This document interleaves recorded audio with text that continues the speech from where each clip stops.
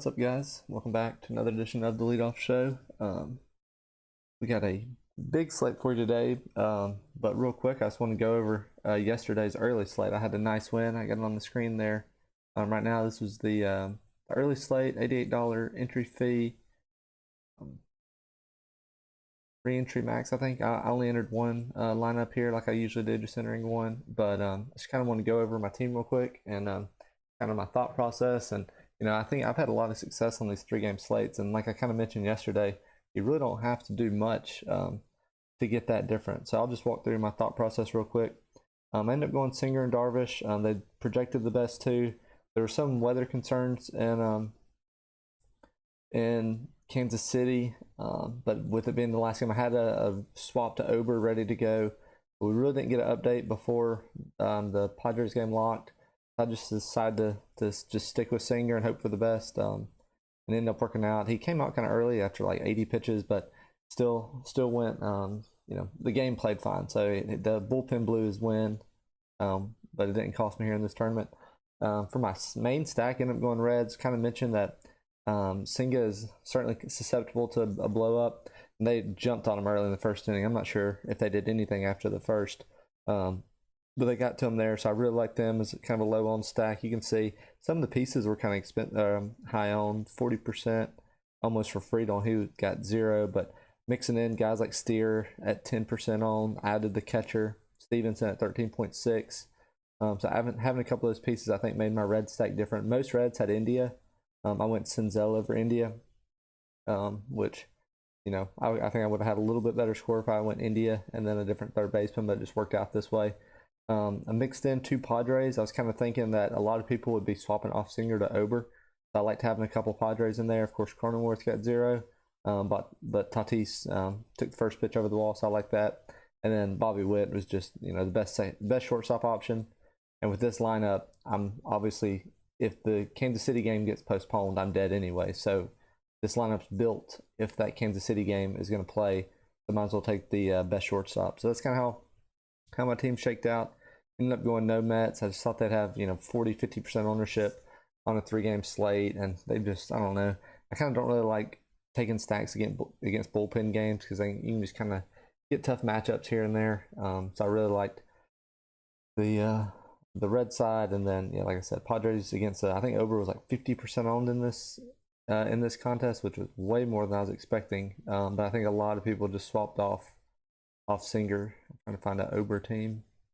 Yeah, there you go. Yeah, 40% owned. So I think a lot of people got scared off the weather in Kansas City and went there. So these Padres were lower owned than they should have been. So it worked out for me yesterday. I tried a similar strategy on the late slate or the main slate. I took the Rays against Herman because I felt like he was the highest owned pitcher that I was not playing, and I just didn't have Josh Lowe. I mean, the Rays got to him, put up 8 runs, but Josh Lowe had, I think, a home run, double, 5 RBIs or something like that. So didn't work out for me there, but that's my thought process on these 3-game slates, and that's kind of what you should be, what you should be thinking about, especially on the smaller slates. Like I said, it's just kind of easier to pick and choose. The ownership gets so condensed that it's kind of obvious where to go. Like this 13-game slate tonight, outside of that, and we do have cores, but they're super expensive, so ownership should be pretty spread out. So on a slate like that, you're really just trying to build the highest projected lineup you can because the leverage is just so few and far between. But if we get more of these small slates, try to implement something like this. It's not always going to work. Like I said, the main slate I was bottom half just because I had the Rays without Low. But on from time to time when it does work out, you'll be near the top of the leaderboard. So that was good to see. Felt good getting that win under my belt. We can go ahead to tonight's slate. We have a 13-game slate. Friday's usually pretty good. Real quick, just going through the weather. Detroit's not on the slate. There's really nothing to worry about. Maybe Houston versus the White Sox. Late start isn't out of the question, but Roth thinks it should play fine. So really no concern there. I will say there's a lot of, and Coors is a little bit cooler with wind blowing in, but it's still Coors. It's still the Phillies in Coors. So we'll talk about it, but I mean, obviously we'll have some interest there. Just they'll definitely project well. I think that's like a 12 total or something in that game, so it's kind of crazy. A lot of the Northeast games, though, we go through it here: the Mets, the Orioles, Yankees, and Boston. are all like 80 degrees or more. So I really like some of these spots, and we'll talk about these teams as we go through. But kind of just my first thought. Real quick, we do have a couple aces on this slate. Strider and Cole, they're in tough matchups, and Strider's 12.2K and Cole's 12K. So that should keep their ownership in check, but we'll kind of walk through and see if we can afford them and if they're worth paying up for in this spot. All right, so we can start with the first game, though. It's Mets Nationals. 4.73 total for the Mets, 4.27 for the Nationals. Tyler McGill, 8K versus Mackenzie Gore, 8.7K. Like I mentioned, it is really hot here, 84 degrees, 4-mile-per-hour wind blowing out. We really haven't had too many games in Washington. I guess maybe they usually start a little early or something, but this is one of the better hitter parks in baseball. I think one of the top 5 hitter parks. So the fact that it's good weather definitely makes me like the spot. Gore's been pretty good lately, though, and the Mets have been just very, very underperforming.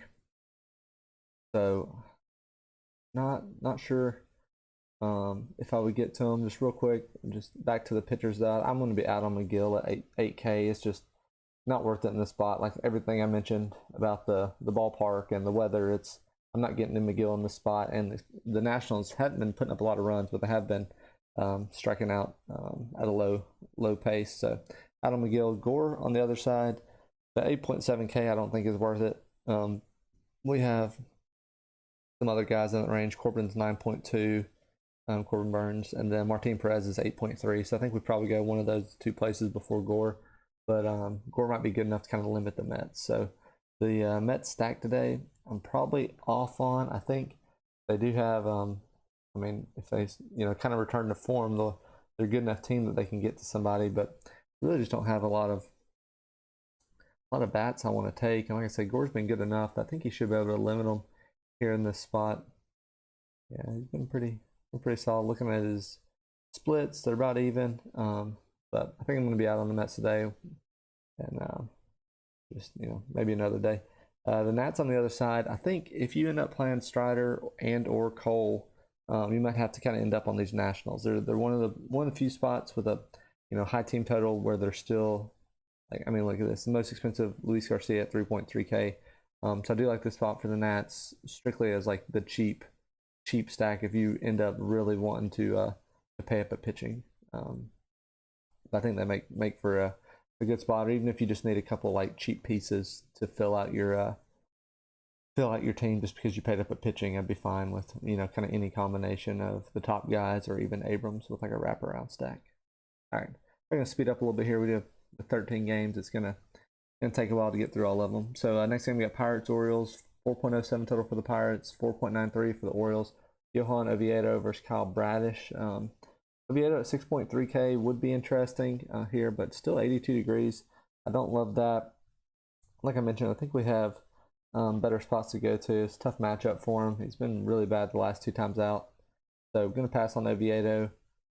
Bradish on the other side. The Pirates have been pretty bad lately. And they have super high strikeout rate. At least, like I know Sawinski's been striking out a ton. He would be like the only power lefty I'd really, outside maybe him and Reynolds, I'd really be worried about. But he's been striking out so much. Let's look at the team total. Yeah, everyone over 20%. Sawinski at 30.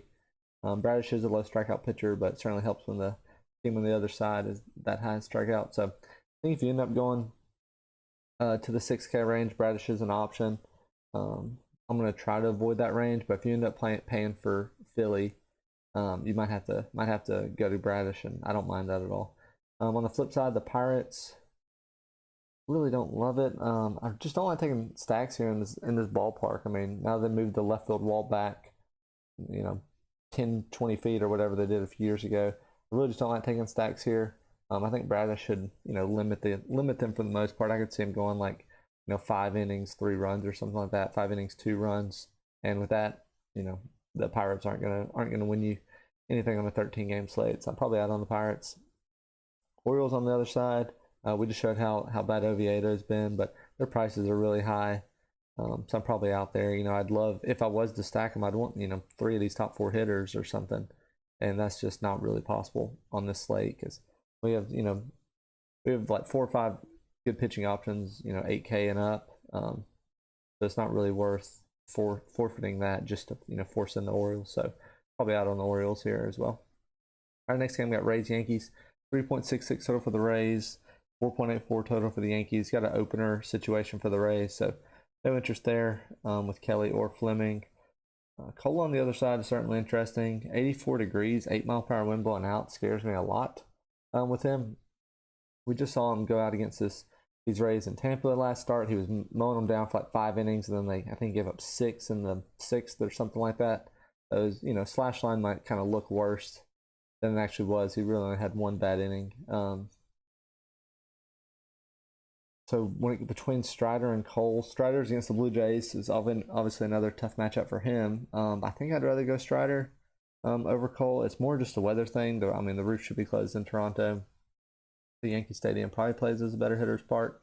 With that being said, so I'm probably out on Cole, but him and or Strider are certainly the top pitchers on the slate. And if you can't afford Strider or something like that, I'd have enough confidence in just 2 Cole lives that he can outperform what he did against them last time. Rays on the other side, I'm not taking the full stack at all. A one-off. The one-offs are just expensive, which I don't love. Maybe Rayleigh. I mean, he might strike out twice and hit a homer in his 3 at-bats against Cole. But at 3.7K, that's kind of a steep price. But I think if you don't play Cole, just kind of not play the Rays either. I think you're fine. Yankees on the other side. Do like the spot for the Yankees. Really, it's the weather also helps out a lot. Let me see. Let me pull up. I don't like necessarily facing the opener or bullpen situation, just because you get 1 or 2 at bats against a bullpen. This is a good Rays bullpen, so it does worry me some. And I do prefer to take some of these middle of the order guys versus a lefty. So I could see maybe just like a one-off Bader or something like that, because maybe Kelly's out before Bader even gets up there. So maybe Bader on his own, but I might be out on the full stack here. I think there might just be some better spots to go to. But with this weather, obviously like Judge or something is, he's always capable of 2 homers or something. So if you can get there, then that's fine, but I'll probably stay away in this spot. Our next game, we got the Braves Blue Jays. 4.67 total for the Braves, 3.83 for the Blue Jays. Spencer Strider 12.2K, Chris Bassett 8.2K. Like I mentioned, that Strider price is very steep, especially here in a good matchup or a tough matchup against the Blue Jays. So it does concern me some, but I mean, at the end of the day, Spencer Strider. We'll show you his strikeout rate real quick. It's just insane. Yeah, 40%. It might actually even be higher if I'd put it to just this season. Yeah, 42% this season. Let's check out his splits. He should face a good bit of righties. Yeah, 43% strikeout rate against righties just with that slider. So, I mean, he's capable of going out and getting 10 Ks any game. That's why I prefer him over Cole. But it certainly doesn't come without its risk. I mean, these are some good hitters on the Blue Jays, so well, I wish he, was like 10.5, but although if he has 10.5, he'd probably be 80% owned again. So maybe that price tag will help out. I don't think he gets over 30% owned just with that price tag. So I'm going to try to fit him in, but if we fit him in, we might have to forfeit our Philly stack or something. So we'll just have to play around with that and see how it goes. But I do still have Strider here in this spot. On the other side, the Braves, I think they should, kind of go under the radar, which is crazy to say with them being the Braves, but just a toughish matchup versus a good team. Bassett's been a few good starts. To see what he's done lately. Yeah, he's still been pitching solid. So I think it is a tougher matchup compared to some of the other teams on the slate. Like I mentioned, it is in the dome, so these outdoor 80-degree games would have a better hitting spot, and the prices are very creeping up a lot. So I think it'd be hard to play Strider in a full Brave stack. You might just have to take some pieces. I could see going Cunha, Ozuna, Arcia, or something like that if you can afford it. And then especially Olsen here in this spot. I think he makes for a great one-off. Let's see Bassett's splits. Yeah, Bassett's really good versus righties. Definitely limits the power, but yeah, it has a much higher fly ball rate versus lefties. So maybe someone like Olsen would be where I'd go, or even Rosario if you need like a cheap outfielder. On the Blue Jays, I'm going to be out. Even if I don't play Strider, I'm not going to try to take a guess on the one guy that hits a homer or something. But I guess Varsho, if anybody. But I'm probably just out out on the Blue Jays. Our next game, we got Cardinals Red Sox. 5.5 total for the Cardinals, 5.5 for the Red Sox. Adam Wainwright, 7.4K versus James Paxton, 7.7K. 79 degrees in Boston, 8-mile-per-hour wind blowing out. So I'm going to be out on Wainwright. He was terrible his first start back.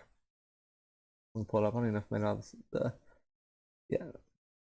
the 5 innings, 8 hits, 4 runs. So not as bad as I thought, but still bad against the Tigers. I'm going to be out on Wainwright here at that price. It's not worth it against a low strikeout team and the Red Sox as well. James Paxton, didn't even know he was back yet. I'm not sure if he's had any rehab starts, but first start back, I would not expect anything more than like 75 pitches probably. Tough matchup here against the Cardinals, so no interest in Paxton at all. With that being said, though, these offenses are two of my favorite stacks on the slate. I think it's a good spot outside the cores. It's another high total, good hitting weather. I definitely like the Cardinals here. Edman's been on fire lately, especially against lefties. Let me pull that up real quick. I really like the Cardinals full stack here. You should be able to mix and match and get a relatively affordable stack. Arenado's been terrible, so maybe that's I don't know what his price is at now. It should be going down now. Still 4.9. Maybe that's where you kind of pass that. But these guys in the middle of the order: Carlson, Yepes, DeYoung, Nootbaar, like really anybody. Look at Nootbaar's numbers versus lefties, still good. So I wouldn't mind that lefty-lefty matchup there. And then, like I said, Paxton's just coming back, so we don't really know what to expect from him. But I wouldn't be surprised if the Cardinals get to him. And on the flip side, I do like the Red Sox as well. A bunch of good lefties in there against Wainwright. Still trying to kind of get back into form. And he's just, not the same pitcher he once was. So Yoshida, love that. His numbers are really good. Obviously, Devers is going to have great numbers. And then even Casas is, big power bat. So I really like the Red Sox here in this spot. Really either side of this game, I think. Make for kind of good, like, secondary own stack. I think the Phillies are going to carry ton of ownership, and then outside of that, it's really not going to matter. So I think either one of these teams will be in consideration for me. Our next game about Angels Guardians, 3.93 total for the Angels, 4.57 for the Guardians. Tyler Anderson, 5.5K versus Logan Allen, 7.7K. I hate playing Tyler Anderson. He just has like no upside, low strikeout rate. 5 innings, 6 innings, both times out. So I think I'm probably going to be out here. I would just rather just pay somewhere else. The Guardians have been really bad this year, but they're a low strikeout team overall. I mean, look at these outside of Zunino and Arias, a lot of like sub 20% strikeout rates, and Anderson himself is sub 20. So I'm probably not going to go there in this spot. I just don't think it's worth it. On the flip side, Logan Allen, I'm not taking the lefty against the Angels probably all year, unless it's like Kershaw or some in a weird spot or something like that. But no, not taking the lefty here against the Angels. So out on Logan Allen. Angels, this is flip side of some of those Northeast games. 70 degrees, 1 mile per hour wind blowing in. So it's still kind of just a neutral game, I would think, at 70 degrees. But the Angels' prices look pretty good. I don't have a ton of interest in like the team overall, but their prices are certainly interesting. Rendon's 3.3K now. Renfroe at 4.4. Drury at 3.7.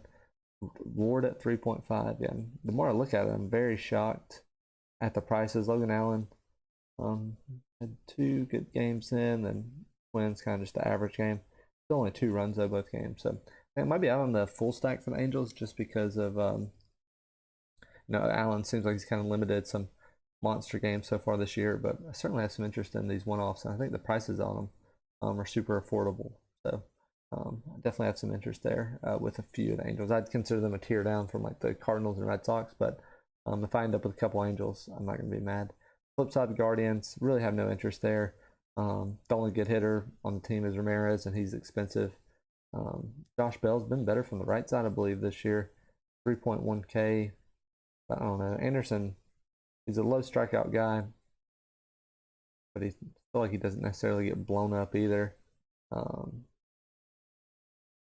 Pretty good WOBA numbers versus both sides. ISO's fairly low. Yeah, I'm probably out on Guardians just across the board.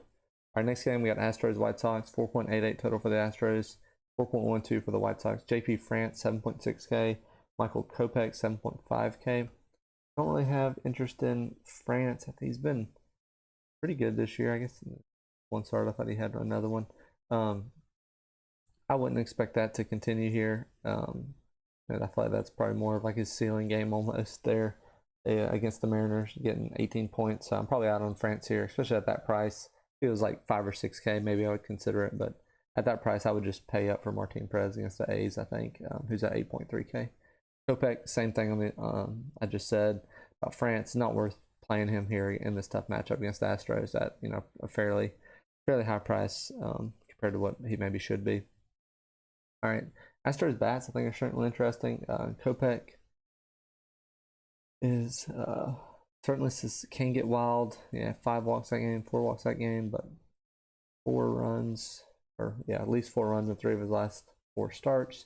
So he's capable of kind of getting blown up here. Some of these bats are kind of creeping low. But the problem is the bottom of this order is just terrible for the Astros. So it does make the full stack kind of hard.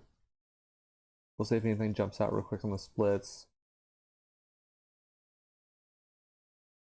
Already don't necessarily like it because of the weather here either. Of course, Alvarez and Tucker are going to be good, and Bregman. So maybe just mix and match some of the guys at the top of the order. I think I'm probably out on the full stack. So let's see. Yeah, 59 degrees, 8-mile-per-hour wind blowing. It's a little bit downgrade to hitters as well, but Tucker, Alvarez are always in play. White Sox on the other side, I'm probably out on them as well. They've just hadn't been great this year. France seems like I don't think he's going to strike out a lot of guys, but if he goes 5 innings with 3 runs again or something like that, the White Sox really aren't going to get there. So maybe Benintendi, Vaughn, Sheets, Robert. Maybe I would take like maybe one of those guys, but I think any more than that is too many White Sox in your lineup. Our next game we got Royals Brewers. Josh Taylor 4K versus Corbin Burns 9.2K. It's 8.5 total here, 3.3 for the Royals, 5.2 for the Brewers. Josh Taylor, don't know much about him. Probably not going to be. And I think he's pitched like 1 inning this year. I think I would be shocked if his pitch count's very deep. He might get like 50 pitches. Yeah, it seems like a bullpen arm. Pitched 6 days ago, so probably didn't have rehab starts. I'm not going to be out on Taylor here. Brewers have been terrible versus lefties, so if we get like Josh Taylor expected 80 pitches, or Josh Taylor no leash or something like that, then maybe consider it, but I would think like 3 innings is probably his max here, so no interest there. All right, Corbin Burns on the other side. I've obviously loved Corbin Burns, but he has just been so disappointing this year. The strikeouts just are not there, which is so crazy for him. I mean, only 5 Ks in the last 3 games, which is not like him. Picking against the Royals kind of hurts my feelings a little bit, but Burns I think will be pretty popular here on this slate. So 28% strikeout rate, or let's say last year real quick, 30% this year, down to 19%. So you can see the strikeouts are just not there right now this year, but I mean we'd expect them to kind of bounce back to the middle, even if it's only like 25%. That's a good bounce back for him. But a lot of strikeouts in the bottom of this order. I think gives Burns a good bump, but he certainly, I don't know, he just hadn't done it this year. But 9.2K, he's going to be so much cheaper than Strider and Cole. If Strider and Cole were in the 10K range, I'd rather go to one of those guys. But Burns at 9.2K, I think is going to make him the most popular pitcher here, and it should be a kind of a safer bet. I could see him going 6 innings, 2 runs with 6 Ks again in this spot, which won't blow away the field, but it is a solid outing. On the flip side, the Royals really don't have any interest in the righties at all. Even if like Burns' problem is he's not striking people out right now, and that doesn't necessarily mean he's getting just absolutely pounded. I think if anybody, I would just go to Melendez, Pasquantino, maybe even Nick Prado, who's been pretty good. Maybe like a Prado one-off I could see being okay. And even like Michael Massey, he's had a couple good last few games. But I prefer not to play the Royals. But if you don't go there, Burns will be like 30-40% on. So maybe just Prado or something like that would be okay. All right, Brewers on the flip side, surely this team will turn it around versus righty or versus lefties at some point. The problem is they just put in such bad hitters when they're facing the lefty. I mean, I'd rather just keep Tellez in there, keep these other Bryce Terang or guys like that in there. Like I don't want Owen Miller leading off. Tellez is going to pinch hit for Voit at some point. So I really don't have interest in the full Brewer stack. anywhere, maybe just a couple guys here in the middle like Contreras, Adames, Yelich, maybe Anderson. I would expect he stays in the whole game. And like I said, I think Taylor's coming out fairly quickly, so these bench lefties for the Brewers should come back in. So maybe just a couple one-offs here, but probably out on the full stack. All right, next game we got Cubs Twins. 3.39 total for the Cubs, 4.11 for the Twins. It's Drew Smiley, 9.1K, Sonny Gray, 10K. Smiley's been really, really good this year, especially overperforming his expectations. But no interest here at 9.1K. He's 100 cheaper than Corbin Burns. I'm not paying that for Drew Smiley. If he was, in the 6-7K range or something, we'd consider him, but it's just not worth it here in the spot. Look at this. The only lefty is going to be Nick Gordon. The only lefty is Nick Gordon. So no interest in Smiley. Sonny Gray on the other side, certainly interesting. He's been doing much better than I kind of thought he would this year. I feel like projection sources are always a little underestimate his abilities. So he's been one of the top pitchers this year, just overall. But that xFIP is still pretty high, so it's the expected. Let's see, 3.66. Kind of like more like the expected ERA is more like that. So yeah, he's kind of overperforming this year. I would say here in the spot against the Cubs, do have some pretty high strikeout totals though. That's out of like Madrigal and Hosmer. I get it. If you end up on Gray, he should be less owned than Corbin Burns. So if you have that 800 to spend, I like that pivot to Gray. And they're probably about even on projection wise. So that might be a good swap to kind of get you different if you play a kind of chalky team the rest of the way. The Cubs in the spot, no interest. Like I said, Sonny Gray's been good enough. 69 degrees, 12-mile-per-hour wind blowing in. No interest on any Cubs. On the flip side, really no interest on the Twins either. Smiley's susceptible to a home run. So maybe like a one-off. If you really want to go there, maybe any of these top 4 hitters. I think Kirilloff will probably pinch up for Solano once Smiley comes out of the game. So I wouldn't love going to Solano, but maybe just one of the top 4 batters. Farmer, I think, kind of bombed the other night, but that's kind of outlier performance for him. So probably on the Twins as well. All right, we're getting close. I think what we got 4 games left. Yeah. All right, next game we got good old Coors back in our life. Phillies Rockies 5.97 total, or for the Phillies 5.03 for the Rockies. So 11 total. Taijuan Walker 6.7K versus Austin Yommer 5.2K. In the interest of time, we will just skip both pitchers. No interest there at all. So the Phillies will be the highest owned team on the slate for good reason. They're in a great spot here against the Rockies. Super high team total. It is a little cool in Coors, like 50 in the 50s. A little bit of wind blowing in, but at the end of the day, it's still Coors, so it's going to be the best hitting spot on the slate. I think Roth mentioned that as well. If Gomber's low strikeout pitcher, and it's hit around pretty good by righties. He's fairly good against lefties though. 147 ISO as a Rockies pitcher. Pitching half your games in Coors isn't bad. So these prices are kind of restrictive on the Phillies, which kind of makes it tough to get a full stack. You're gonna have to kind of sacrifice probably one of your pitcher spots if you want to get 3 of the top 5 hitters. And Josh Harrison and Edmundo Sosa are going to be, super, super high on, just because everyone that stacks the Phillies is going to have to play them. Everyone that doesn't stack the Phillies is going to try to grab one of them. So I might, if I don't play the Phillies, I definitely won't play Harrison and Sosa. Maybe just one of them. But that, it's definitely something to consider, that if you're not playing the Phillies, these 2 guys are going to be pretty high on. So I think what I might do is, if I don't play the Phillies, if I kind of go more off the wall, I wouldn't mind playing Sosa.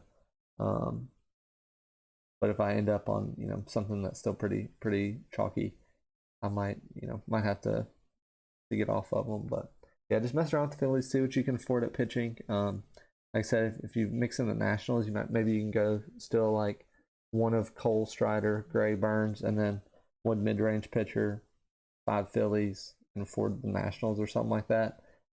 I think there's always cheap hitting out there, so just see what you can do. Phillies are the best spot on the day for good reason. On the flip side, the Rockies, Taijuan Walker's definitely susceptible to the home run. The Rockies always carry less ownership than the away team that comes to town. I do like the Rockies here in this spot. They've been underperforming or they've been, kind of struggling the last little bit, but they've been away from core, so I would expect that to change now that they're back home. Walker's actually pretty good versus righties. I wouldn't worry about that with Crone though. That doesn't bother me. So really, maybe just like Crone or McMahon, I could see just going, mixing in one of those two guys. The prices are very very high, so that might be kind of tough. Now that I look at it, look at their salaries, but I would try to, even if you don't stack them, just see what you can do. And if you can fit in Crone or McMahon, I'd be fine with that because the Rockies shouldn't carry much ownership. All right, next game we got Giants Diamondbacks. Even game, 5 total for both teams. John Brebbia is opening for the Giants. It's going to be Stripling or Alex Wood. I think Alex Wood might start also. So some combination of those pitchers. And then Ryan Nelson on the Diamondback side. I'm going to set it from the start. I just don't like I've been saying all season, I don't like stacking the Giants. Just pinch hit risk is just all over the place. So I wouldn't mind some one-offs here. Just try to, let's see how Nelson's done this year. See if we can pick out any specific hitters. Certainly wouldn't mind taking a couple of the power lefties, and then Lamont Wade's still been pretty good. So, but I mean, if they bring a lefty out of the pen, he's coming out. But yeah, he's been crushing righties so far this year. Let's see, Ryan Nelson, low strikeout total. It gives up more power to righties, but higher WOBA versus lefties. So I think mix and matching Giants is okay. I might try to avoid the full stack here, but if you end up with a couple Giants or even a full stack, that's certainly fine. I would make sure Bart's in there. I'd get the catcher. Haniger's been kind of underperforming this year. Davis has been better versus righties. So I think now that I look at it, the prices I think kind of make the Giants in play. They're one of the few teams that have a high total with some affordable bats. So they might be in the mix there, like the Cardinals, Red Sox for me. I think it's Phillies 1, pretty clear, and then Red Sox, Cardinals, Giants. I'd say following that, and probably the Dodgers. We'll get to them in a minute though.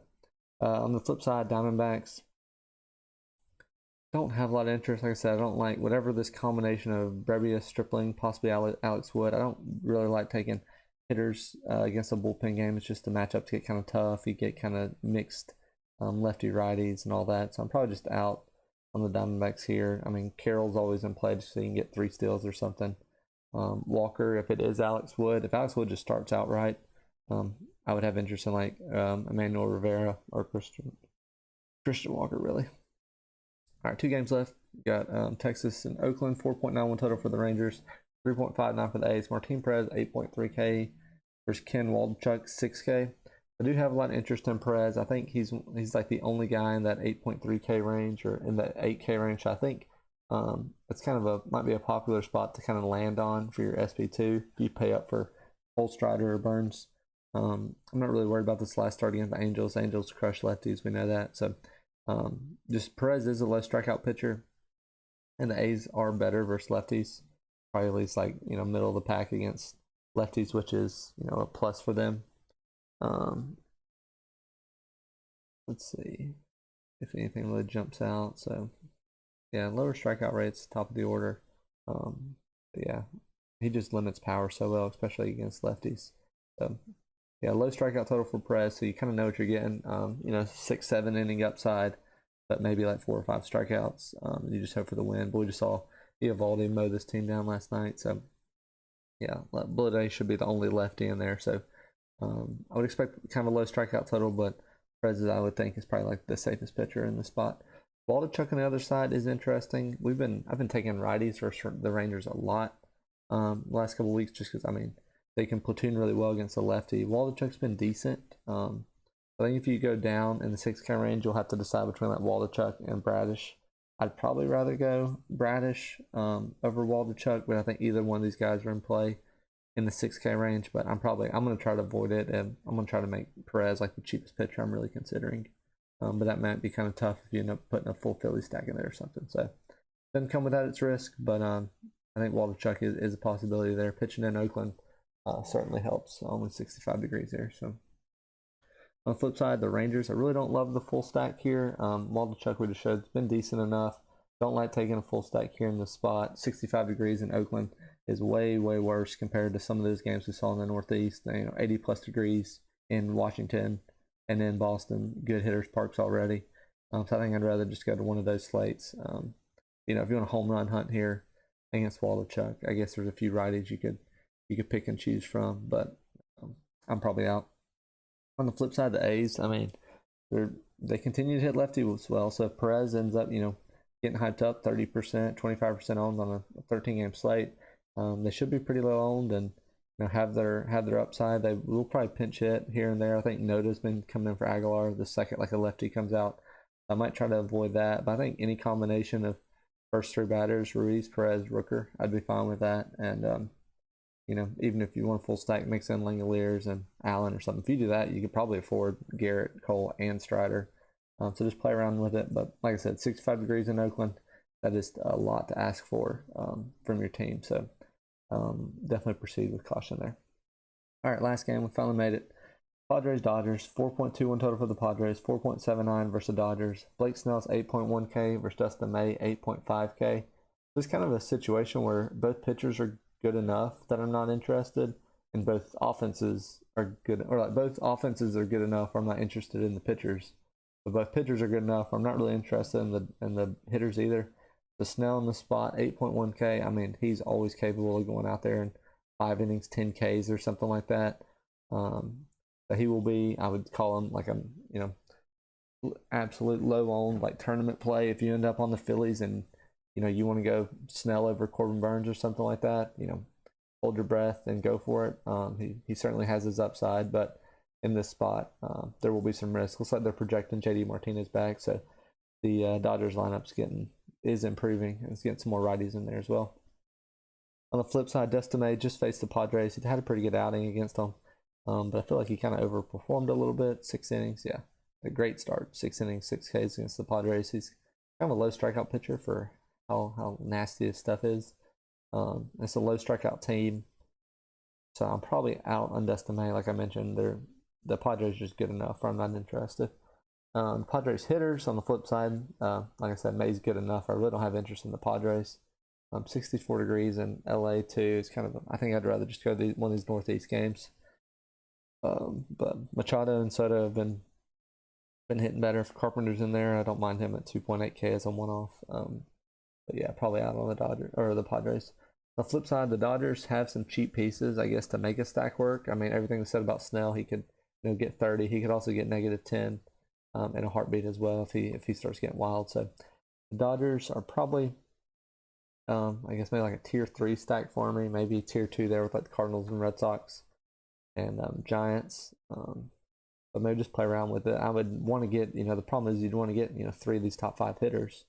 But it'd be hard. It's gonna be hard to afford that. So you might end up something like Betts, Freeman, Smith, and then you gotta go like Taylor and Vargas or something like that. Which, you know, that certainly be fine. Vargas has been good lately, but just maybe play around with it and see how many good Dodgers you can afford. Even if you do that, you know what I just mentioned, your pitching might kind of suffer a little bit. So yeah, I mean, Snell's really limited power against lefties. The righties has been a little more power, but still 30% strikeout rate. So I'm probably on the Dodgers, but they might carry a little bit of ownership if you see some people talking about them.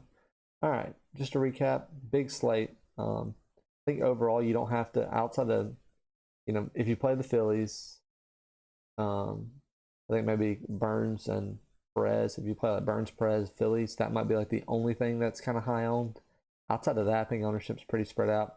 Cole and Strider are my 2 favorite pitchers, but they're going to be really hard to afford. I would go Strider, Cole in that order. Just see if you can afford them and what kind of offenses you can get.